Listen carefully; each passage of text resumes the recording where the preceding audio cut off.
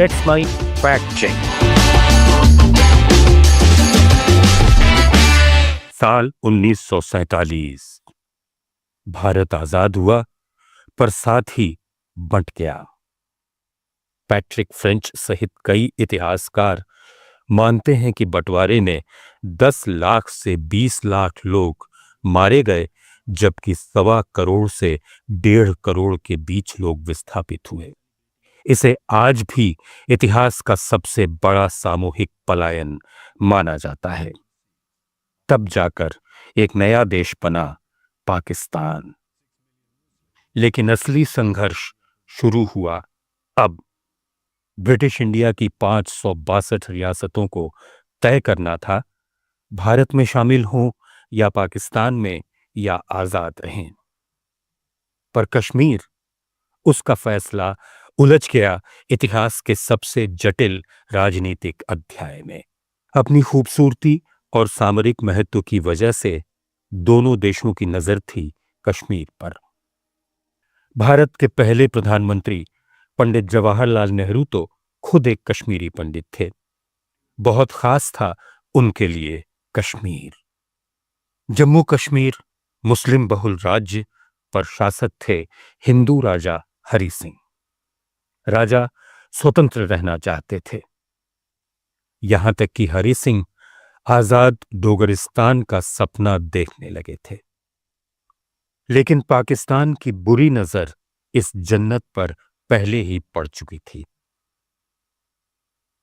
22 अक्टूबर 1947 पाकिस्तान समर्थित कबायली लड़ाकों ने कश्मीर पर हमला बोल दिया और श्रीनगर की ओर बढ़ने लगे। महाराजा हरि सिंह की सेना कमजोर थी, कई जगह तो मोर्चे पर ही नहीं आई। लूट, आगजनी, बलात्कार, कश्मीर चीख पड़ा।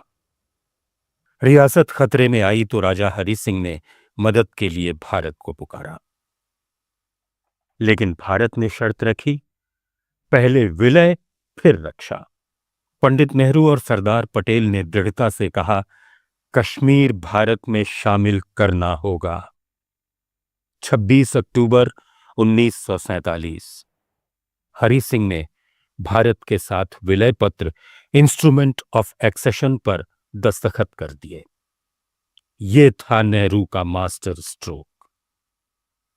भारत ने सैनिक भेजे, श्रीनगर हवाई पट्टी पर पहला प्लेन उतरा। कश्मीर अब कानूनी रूप से भारत का हिस्सा था। भारतीय सेना ने कबायलियों को खदेड़ा और श्रीनगर बचा लिया गया। पंडित नेहरू कश्मीरी ब्राह्मण, पर सिर्फ भावना के नहीं, संविधान और लोकतंत्र के प्रबल पक्षधर।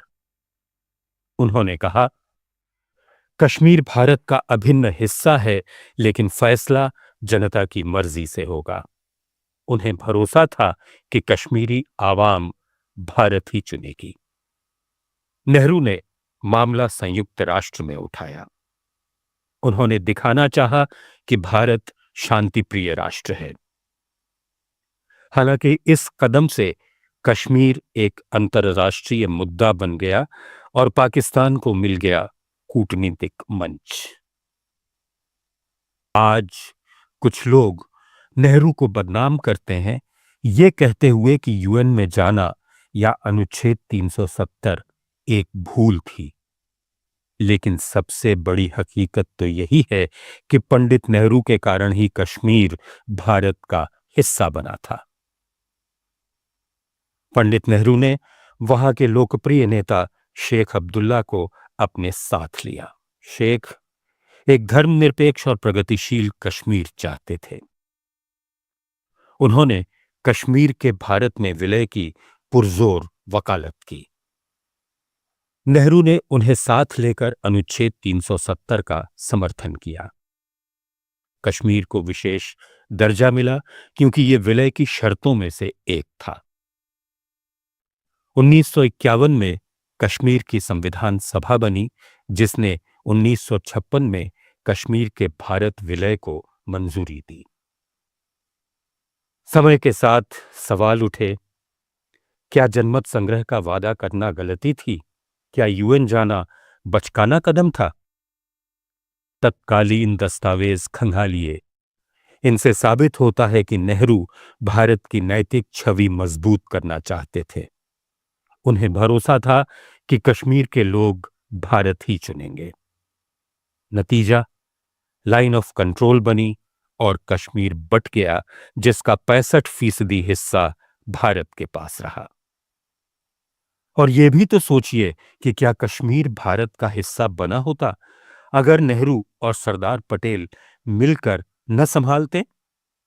इतिहास कहता है अगर भारतीय फौजें 24 घंटे भी देर से पहुंचती तो श्रीनगर पाकिस्तान के हाथ में होता। इतिहास को समझें, सिर्फ कोसें नहीं।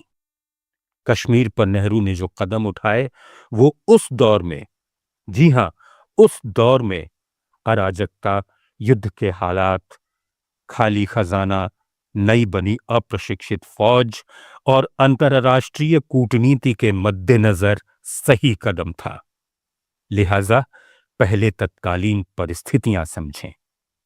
उनकी नीयत, नैतिकता और दूरदृष्टि पर सवाल उठाना इतिहास की संपूर्णता को नजरअंदाज करना है। कश्मीर भारत का हिस्सा है और इसमें नेहरू का योगदान किसी चमकते नक्षत्र से कम नहीं।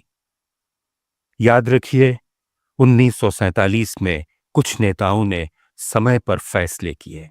उनमें से एक थे पंडित जवाहरलाल नेहरू, एक नेता जिसने कश्मीर को भारत का दिल बनाने के लिए अपना दिल लगा दिया।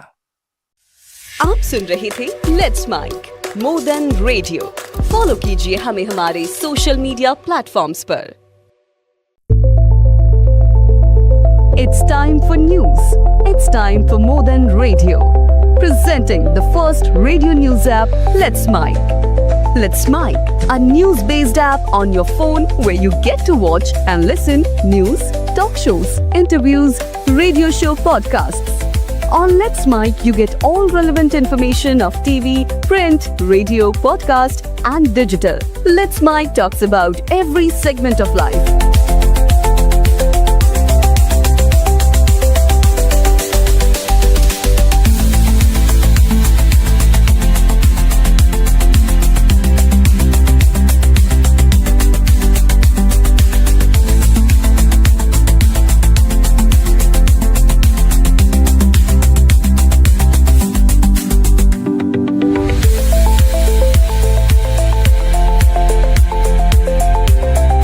Download the app now from Play Store. Available both on Android and iOS mobile phones. Follow us on YouTube, Instagram, Twitter, LinkedIn, Facebook, Telegram, WhatsApp, Snapchat. Let's talk, let's connect, and let's mic.